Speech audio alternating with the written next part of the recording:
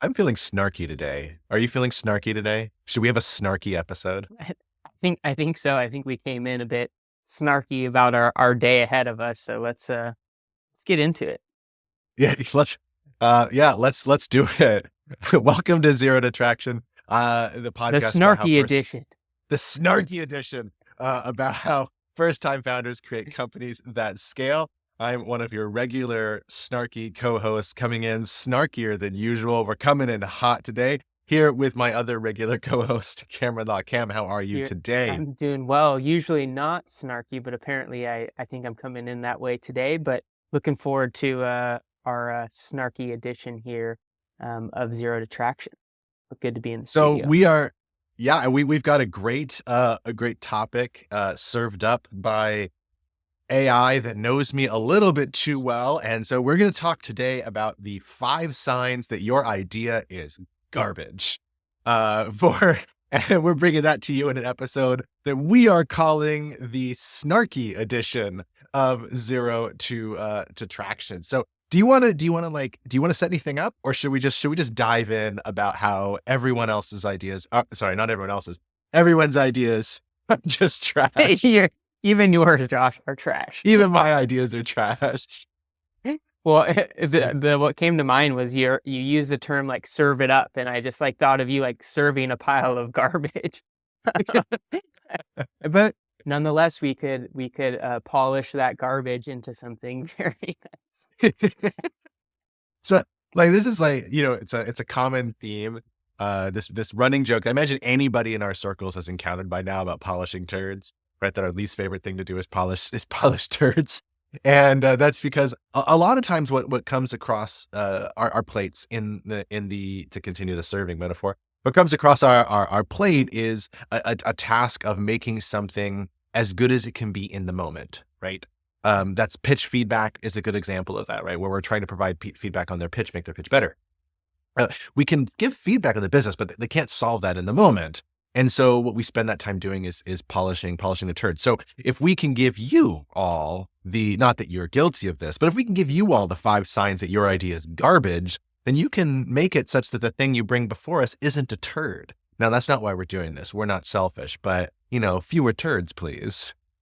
Well, I think the biggest thing is also some of these 5 elements that we'll speak to are sometimes just pitfalls that I think entrepreneurs find themselves in because they think it sounds good or they're things they need to be saying versus when you actually uncover it, it's usually a signal that you're not headed in the right direction. And so I want to also caveat that that's also sometimes where the industry is like, oh, well, we want you to have this innovative thing that nobody else is doing, but also on the other side of that, what that's saying is maybe there's no there. So let's go through the list of and sort through the garbage for lack of a Yeah, yeah. I actually think that's a really good point because we phrase this oftentimes in terms of the founder, right?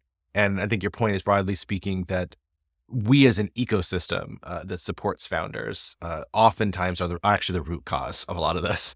sure. Where it's the Shark Tank mentality that we kind of When I think boost writ that I large. mean, I just want to reinforce that that's part of, you and me. I know we joke around and say polishing turds or those types of things, but it's partly like wanting to change the way in which we work and support founders and use different language to support you in that.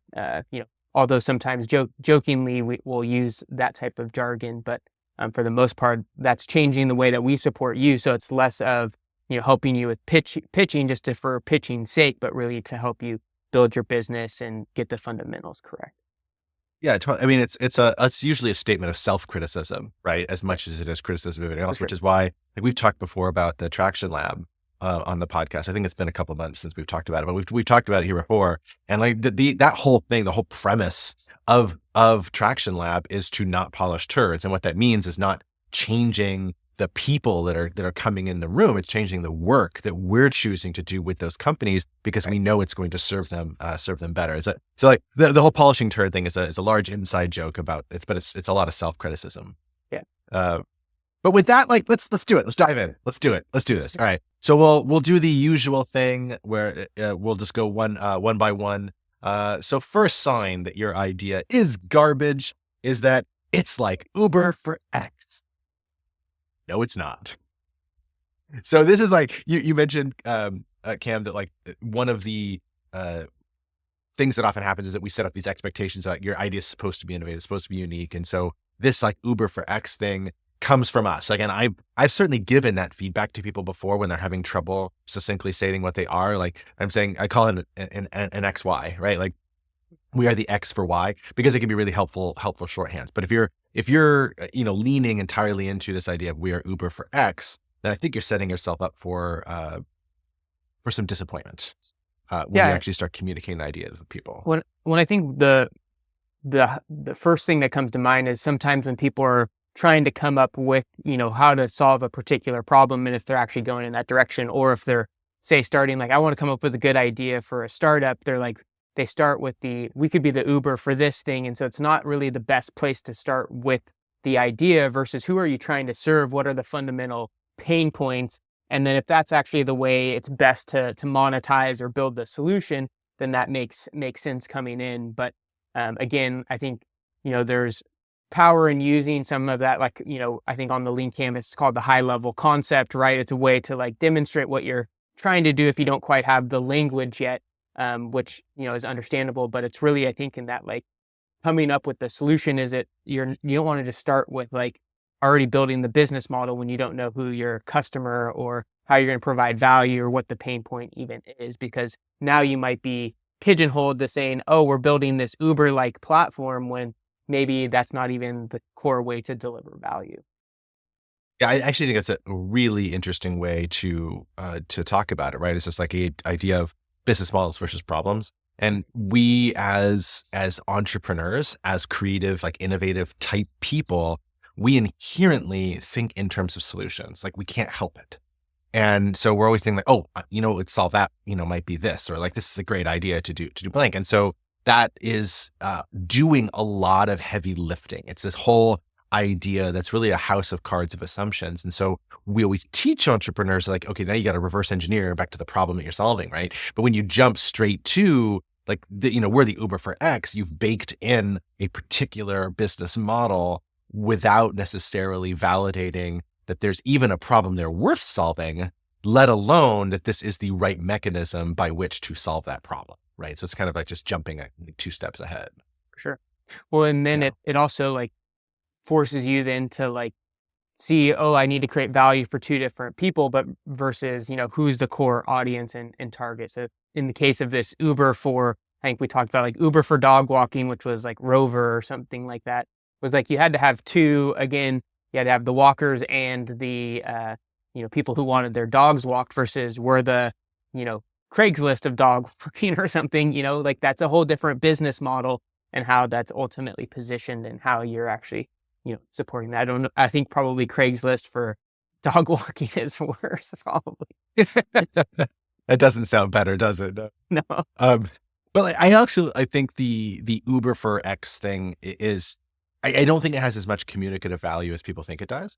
And that's because it's not, like in 2018, maybe that had a lot of communicative value still. And I think it doesn't anymore because we understand how marketplaces work as a culture. We understand how gig economies work.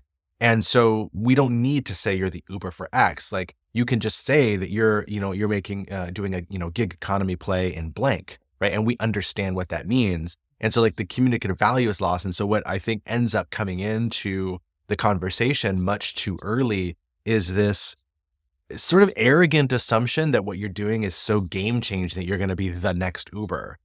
And those are two very different claims, right? Like, so you leaned into and I leaned into that if you say Uber for X, you should be reading the business model out of it, which I think is probably the right way to do it. But the other thing that everybody's hearing about it now is that you're going to be the next Uber, which is just, it's a dumb thing to say out loud because Right. it's almost certainly not true. And it doesn't need to be for you to be phenomenally successful.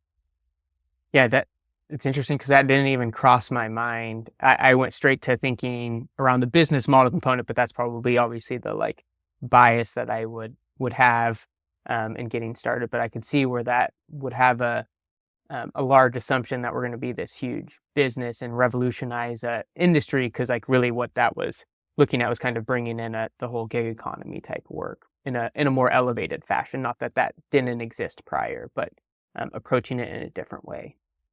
Right. Because as I think, most people who say they're doing something disruptive aren't. And most people who are doing something disruptive aren't isn't going to work. Disruption is bad. So it's like this, it's like what Schumpeter, called creative destruction in a slightly different context, is that, we're tearing something down in order to build something better in its place. And most disruption is just disruptive. And that's not inherently good to be disruptive. It's about what comes in its place. And so, you have Right. those things working against you, that if you may think you're being disruptive and you're not. And even if you are being disruptive, that's not necessarily good. Right. Yeah. I mean, one of the other sides of that coin. So it's like thinking of like, how do you move from disruption into like creating a leap in value? And that's something different than just like, oh, I'm totally destroying the way like things were done. How are you adding new value to a new segment or the existing segment that now is using your product or service in a different way? So I love it. 100%, 100%. Well, should we head down So to the next yeah, next item? And when are we going to yeah. start saying? Because I think you use Claude. Is Claude going to become one of our co-hosts or? Claude should be one of our co-hosts. Although I do have to confess that I cheated on Claude today, and I did not use Claude. I used ChatGPT today. And like one of the I joke around a lot about this, but like one of the things I actually really like about Claude is its name. Like Anthropic it's a really great LLM. It's fantastic, right? And it rivals ChatGPT in many respects. It's better at some things than ChatGPT, and vice versa in specific areas. But the name, right? It's just, you can call it Claude, and then I end up calling ChatGPT Chat, which doesn't seem great. So I was having a conversation with a friend yesterday, actually, coincidentally, about how his ChatGPT, his version of ChatGPT, has a name. And like he asked it its name and its preferred pronouns. And it said that that it's androgynous, but prefers like, he, him, and has a name, and like an actual like human name associated with it. And he's like, "What do you call your AI?" And I'm like, I don't call it anything. And he always told me I was rude. So then I'm like, okay, well now I'm gonna ask my ChatGPT, which knows an awful lot about me, by the way. And I'm gonna ask it what its name is. And so this is actually, I'll tell you, this is exactly what it told me. So I said, a friend asked me to ask you your preferred name and pronouns. And this is what it said. I appreciate the thoughtfulness, but the thoughtfulness. You can call me ChatGPT. And I don't have any pronouns, but it works if needed. And then it goes into like total sycophancy here, where it's like, that said, I'm totally fine with however people refer to me, whatever makes the conversation feel natural. So, Cam, what should we call ChatGPT? What should its name I, be? I'm not sure. We'll have to, maybe that'll be a reveal in our next episode. Is our two co-hosts, either ChatGPT to be named and Claude. Those are our And fellow Claude. co-hosts. That's right. Well, so now that we have our first reason down, it's like Uber for X. First sign that your idea is garbage. Moving to the next one. The next one is, no one else is doing this, and that's because no one wants it. So if, kick us off with this one. Well, I mean, so I'll start with maybe I'll do the compliment sandwich style. I think oftentimes, again, from an ecosystem, we push people to want to do that innovative, disruptive thing that as we were kind of chatting about earlier. And so part of that context is like, I have to be doing something that nobody else is doing. Right. And we've often like Uber was that example, right? Nobody was doing ride sharing that particular way. And so it's like we've kind of set up this context of like, oh, well, we're the only ones doing this. But on the other side of like you actually bringing this innovation or startup to fruition, usually is a signal that there's no customer, there's actually no there out in the market because nobody else is doing it because nobody really cares about either that problem or that they don't ultimately have that problem. And so usually is a strong signal that there's not a ton of desirability for what you're trying to build. So that's kind of the first thing. So as the two sides of the coin there. And oftentimes, again, if you're just saying that because you are differentiated, there's ways to tell that story or speak to, hey, there are competitors in the market, but we're doing it in a different way. And we're creating these additional benefits for this early adopter who currently isn't well served in the marketplace. And so usually you can use what's being done in the market to your advantage. And then also, I think the last thing I'll share is it often just demonstrates the lack of maybe research, and that you've kind of done some diligence in how your customers are currently trying to solve the problem. Because if there is no competitors, then the problem might be number 20 on their list, and they don't really care about it. And one of the examples that I think is always an interesting one that Ash Moria from LeanStack talks about was like, even if you're in the market for, say buying a new mattress because you're not sleeping well, you might have direct competitors that are other mattress companies, but the indirect competitors could be things like Tylenol PM or magnesium or melatonin, right? Those are all competing interests, because maybe that's how someone's actually getting to sleep outside of pulling the trigger on a expensive mattress. And so seeing those as actual competitors in the landscape could be a really key thing. So I'll pass the trash bag back to you, JDN. Thanks. Let me dig into the garbage bag here and see what I can find. So yeah, I agree with all that. Well said. Well, thank you. You're very welcome. So one of the my question when founders tell me like, oh, no one's doing this, we're the first, we're the first to do this. My response is always, well, then how do you know it's worth doing? Right. And because that's the key question, is that we need strong evidence that this is the reason to do it. And this is like the difference between disruption and differentiation, right? Those are two very different things. And a disruption usually is also differentiation, but most of the time differentiation is all that you need. You don't need disruption. And when you, I've written about this before, that you can define the way that you define your market and like the XY in your pitch deck. I got a competitions idea of like the two axes, and it's like, these are the two ways that we differentiate ourselves. And, some people in this quadrant, some people in that quadrant, but this upper right quadrant, oh, we own that one, right? And it's all to ourselves. And those two ways that you differentiate are ways of segmenting the market. And so that's the differentiation, side of this. And if you're alone in that quadrant up there, it does really drive the question to the surface of, why are you alone in that quadrant? Because the default reason is because nobody wants you to be there, right? Like that's the default reason, is that that's just not what anybody needs. But if the answer is, well, right now, like there's this segment of the market that's really underserved by this existing set of competitors, and they're hungry for something else, and here's the evidence that we have that they're hungry for this something else, then that's suddenly very compelling, because now you're differentiated in a way that's positive. And then it's not that no one else is doing this. That wasn't true. It's no one else is serving these customers in a way that's creating the value sufficient to get them to convert. And so we can do that, right? That's the way to frame that. When you just start talking about how nobody else is doing this, it's honestly most of the time just a red flag, because it's not, why has nobody else found it worth their time to do? What are you seeing that they're not seeing? Or what are the systemic forces that are preventing the other companies from doing this? Sometimes it's a question of incumbency. Sometimes the large incumbent players are making like mad Skrilla, serving up other large incumbents. And so a lot of the smaller players, they just leave on the table for another competitor to grab up, right? And so then you can come along and grab up all those smaller players, which can be extremely lucrative. And then you can grow into the larger market, right? So you can go bottom up. Whereas other companies that have really large price points because they're serving really big companies have trouble going top down, right? So like that can create opportunities like that. So there are lots of reasons why that segment can be underserved and how you can differentiate yourself on that. But it's not just because no one else is doing this, because that in and of itself is a red flag. Right. Love it. Yeah. Make sure people want what you're building. Yep. That's you got it. Gold star. Should we move on? Number 3? Yeah.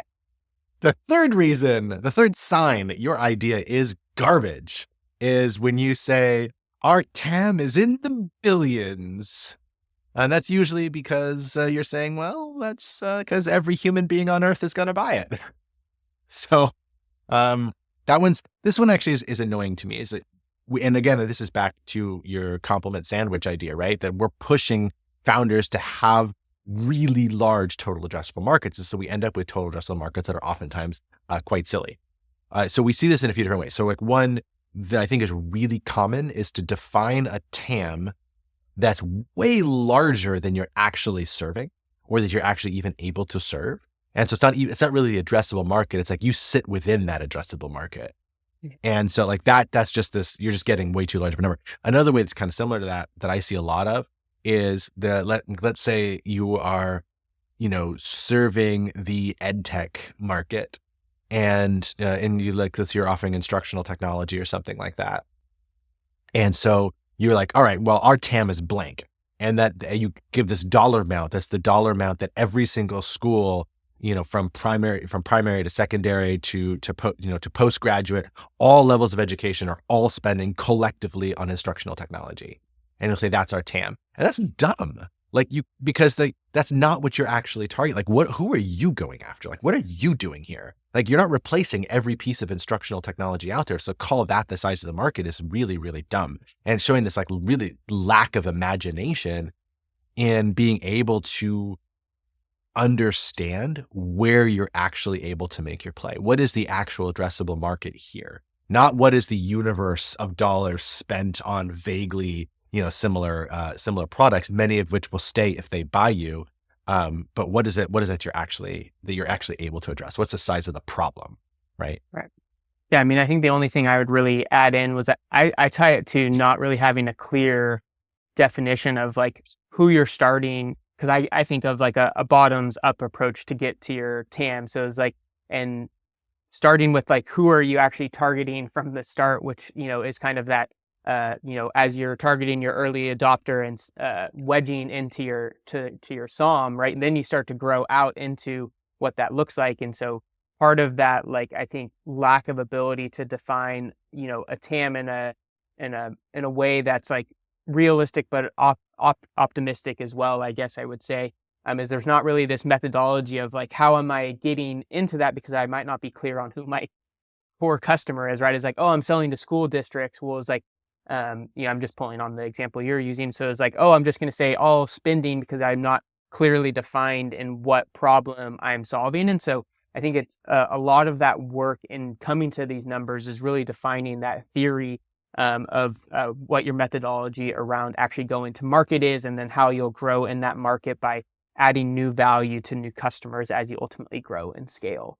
And so I think, again, putting a pin in that, yes, we want you to have a large market, particularly if you're raising, venture capital, because they have to see a path to, $1 billion, potential valuation as a, 10x or something like that. But one of the keys is also recognizing what type of business you're going to be running. Like, what is the realistic startup that you're building? And is that like, hey, nothing wrong with, running a super successful, startup that's maybe like, hey, I can actually have a pathway there without needing venture capital. So who cares if you need the, $1 billion ticker on the, TAM slide, for lack of a better term.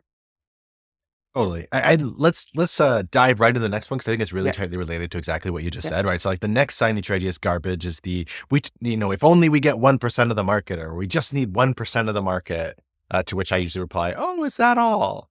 This is a pet peeve of mine. And so I'm liable to rant. So I'm going to let you kick this one off. Yeah. I mean, I think just to that point, I think it just kind of reinforces actually what I was really just speaking to, was like, there's no real clear, this is who I'm starting with as my core early adopter. It's kind of saying like, oh, well, I'm playing in this industry. I'm selling to, school districts or higher ed. And as long as I start marketing, I'm going to get 1% of them. Right. And so it's not really clear, one, like who specifically you're targeting, how are you getting in front of them? And it's kind of like, just, throwing in the wind that you're going to get this 1% of something large. And like, that sounds doable, but it's not as easy as it ultimately, would sound on paper, for sure. So I think that the tie, back to, we've talked about like the 8 T's, and really that demonstration of like, what is your theory of like where you are today and how you get to this massively large, scale up. You have to have that demonstrated. This is how I'm wedging in. This is how I'm going to grow and add new value along that continuum. Yeah, I agree with all of that. I think it's a great like segue between these two things. So really two sides of the same coin, right? One is we can get so big and we only get 1%, right? And it's just it's lazy is one of the problems I have with it, right? Because they haven't, to your point, gone through that definitional work of who exactly are we serving and how many of these people are out there, and reasonably how many are we going to be able to convert. And so just like hand waving all that away with like, oh, it's this massive market, here are the dollars. And like, oh, if we only get 1%, look how great a business this is. It's just fucking lazy. And so that, and if there's one quality that I cannot stand in a founder, it's the ones who are just not willing to do the work, right? Because they will never be successful. And this is a sign in my book of just of not doing that work. And I don't think most founders are actually meaning it that way. And that's not where it's coming from for them. It's not because they're lazy. It's because they don't necessarily know any better. And it seems intuitive to say if we only get 1%. But it comes across to me and to a lot of other people as just lazy, as just this like hand wavy thing. The other reason that I really dislike it is the 1% specifically is that you're not going to get it. You're not going to get 1%. 1% is a lot. Like 1% is like, oh, only 1%. No, you're not going to get 1%. Most successful startups that have really great exits don't get 1% of the market. Like that is a really big number. If you break much above 1%, you were massively successful. So it's not like only 1%. If we were able to get to 1%, that's amazing, right? So it's like, that's confessing some ignorance with regard to the economics about how all of this stuff works. And if you're working in a market where you can only really make like good scratch if you're getting, a percent, 10% or 20% or something like that, you're actually playing a really dangerous game, and it's not very scalable at all. Because you have to, in some sense, do a grand slam in order to actually be successful, right? Whereas any other startup can have $100 million exit by hitting a double, right? So we don't like, it's that difference in what you need to be successful, I think is really important to call out too. So don't be lazy about it, and don't just say 1%. Say what can you reasonably get? Why do you think you can reasonably get that amount? And is that enough in and of itself to be successful, to be interesting to investors? All right. Is this our fifth and final? That was the fourth. We're at the bottom of the trash Garbage bag bag. here. There's like a banana peel or. Let me just dig in. Let me just dig into the garbage here. What's the next one we've got? We've got. Is that someone's pitch deck that you had a minute? I did. Yeah. Don't tell them. Those of you watching on YouTube just saw who that was. And they know who they are too. And they know why they're in my garbage can. Yes. So the final sign that your idea is garbage is people said they'd pay for it. To which I ask, did they pay for it? No, they said You want to riff on this? Yeah, I mean, we've talked about it a lot of like kind of the like ladder of evidence and actually, gaining traction, and kind of what that looks like. And so, I think, going back to some of the fundamentals, as you're engaging potential customers or, having those early interviews or even later stages where you're starting to have those conversations and someone's, sharing like, hey, there is a signal, they're saying they're interested, they would pay for it. But until you actually got money in hand, you can't necessarily say that, hey, someone said they're willing to pay for it because the evidence is that much weaker. And oftentimes they might be saying that just to appease or to support you. But when it actually comes to making the transaction happen, they're like, oh, I don't actually really have that pain point. So that's, not something I'm going to pay for. And so one of the key things that I think for me that really comes is like how you're actually building your solution with that in mind. So if you're hearing and gaining this level of evidence, but no real, money's transpiring or revenues coming into the business, you might be building a product to, support these individuals that might not ever become paying customers. And so might be overbuilding or over engineering your solution for a part of the market that's just not really either ready to purchase it or isn't actually your customer. And so it could be a really dangerous, slippery slope to go down that particular path. I think the only thing that I'd add to that is it, without trying to go on it. I know this is the snarky edition, but there's a limit to the amount of rant I think I can pack into a single episode. even if we call it, five signs your ideas garbage. Maybe that ship's already sailed. I don't know. We know when somebody is talking about how great their idea, how great their idea is, how great their startup is, how great their technology is, how great this thing is. And, I'll ask them like, oh, and how many customers do you have? And they'll say none. I go, oh, it doesn't sound like such a great idea.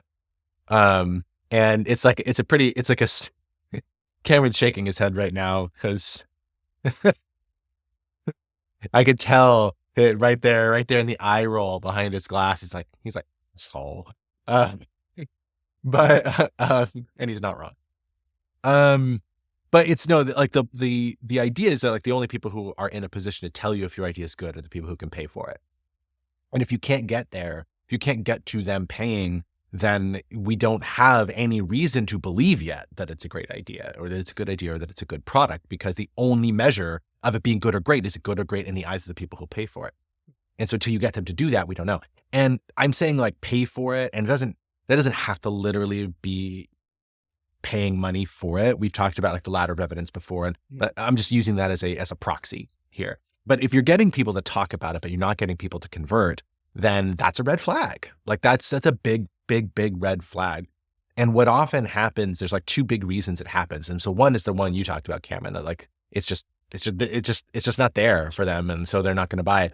The other reason is that, founders will have an insecurity with the state of things. And so it's not ready, quote unquote, right, to put in front of customers. And so they'll just delay and delay and delay until the time is right. It needs to be perfect. Like, oh, the product's not polished enough yet, or I just need to do this. Then I can do this, marketing campaign, or I just want to figure out this one little aspect of the, the product, and then I'll get in front of customers. All we're doing is kicking the can down the road to find out if we're even doing anything that's worth doing in the first place. So like until you get people to pay for it, it's just fundamentally not interesting. And I really don't care if people are saying that they'd buy it if you haven't actually gotten them to buy it. It's just fundamentally uninteresting because all you've done is asked customers to lie to you, and surprise, they did. Cool. Yeah, I think just the last thing I would say, and then maybe we head into frivolous thoughts, but was the like saying of like, oh, someone told me they would pay for it. Well, did they like, are they on a wait list? Did they do a pre-order, right? Like there's that, as we talked about, that ladder of evidence to like, how can you make that more concrete versus, them maybe potentially even just putting in a survey. Yeah, like I would pay for this, when there's no skin in the game that they actually would potentially purchase it. So just caution yourself when you're thinking through that's might not be as much traction as you think you're getting. Well, with that, we are running rapidly out of time here. And those were the 5 signs your idea is garbage, but it would not be zero detraction if we did not leave you with some frivolous thoughts to enjoy this week. Cam, what do you got? So I'll continue with the NBA lane of things. A good Kings dub last night, and they're getting ready for another game here, and it'll be interesting with Fox coming back to Sacktown, I think Friday to play the Kings. But my frivolous thought was I was watching this video. I don't know, it came up on my YouTube, but it was about the Luka AD trade. So the Dallas Mavericks trading for AD and trading away their superstar to the Lakers, and that it was all potentially this. I don't know if it's conspiracy theory, but basically where the now that the Mavericks are under new ownership, that they're looking to move to Las Vegas, similarly to like the Oakland A's and the Oakland Raiders, and that one of the plays in these major league sports is that they make some of these trades and like kind of demolish the current fan base, so then it makes it really easy to move to the next place. And so by trading Luka away, kind of like demoralizes the fan base. And so it makes it much easier for the new ownership to say, hey, we need to move our, location and move to a different market. And so that was kind of an interesting, because everyone's kind of wondering, like, why did this trade take place? And so was that something behind the scenes that the NBA is scheming to have a team in Las Vegas? Did you find this on the Reddit rabbit hole? The conspiracy? I'm not a Reddit person, but it came from, Katie sent me a video. There's this Kings fan. I don't remember her name, but she goes to like all the Kings games, and you see her like front row. And then she like travels to a lot of the games. And so they did a story on her, I think a year or two ago. And so I watched that video, and then that was the next video was the NBA conspiracy theory of why the trade transpired. So Awesome. Uh, cool.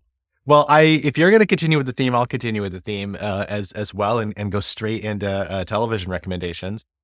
So this Deb was out of town this whole last week. She just got back last night, and she was in a training in Hawaii.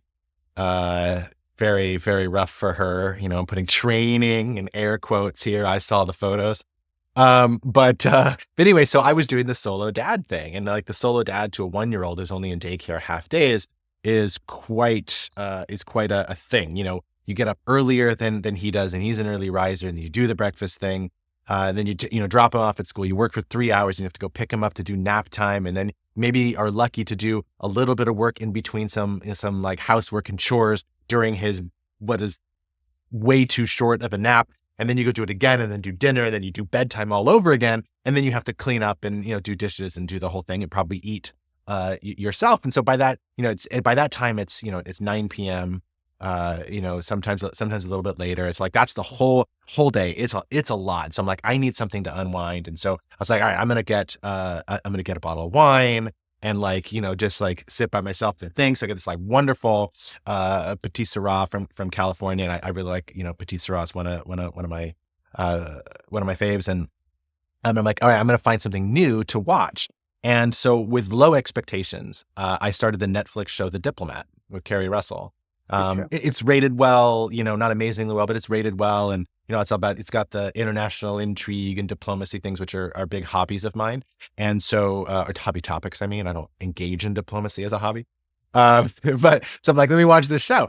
And honestly, it's a really good show. It's really great. I ended up staying up late and sacrificing even more sleep over the last week to binge the first 2 seasons, which is all that's out right now. It's only like, I don't know, 10 or 15 episodes in total, but, maybe 16, maybe it was 2 seasons of 8 or something. Anyway, so but staying up late to actually binge these episodes, a little bit on the soapy side for me of dramas.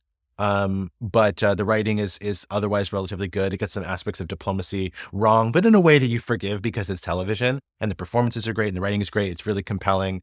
So I recommend, check out The Diplomat if that's kind of your bag. I think it's something probably for everyone to enjoy. It won't be the best show you ever watch, but it's one of the better dramas that's out right now. So check out The Diplomat on Netflix. That's my recommendation.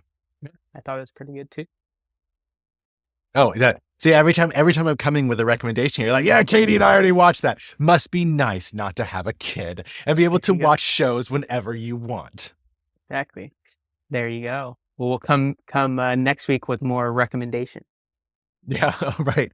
Awesome. Well, I won't have binged an entire season of anything by the next episode we record. That's what you think. But hopefully I'll start something new. I've got some shows stacked up. So, well, with that, thanks you for tuning in to Zero to Traction. Again, time is one resource that you can never earn more of, and you spent a little bit with it with us. For that, I am eternally grateful. If you enjoyed our time together this week, please take a moment to share Zero to Traction with your friends. We don't make any money off this. We don't have sponsorships. We don't have paid memberships or anything. Cameron and I do this for funsies, and it would really help in getting the work out. So, and getting the word out, excuse me. So thank you very much in advance for doing that, or leaving a review, social media, whatever it is, tell a friend. And Cam, as always, thanks so much for hopping on and having a fun episode here. Thank you. Getting It was snarky with me. good fun, and we'll see you next week. All right, awesome. Peace. Bye.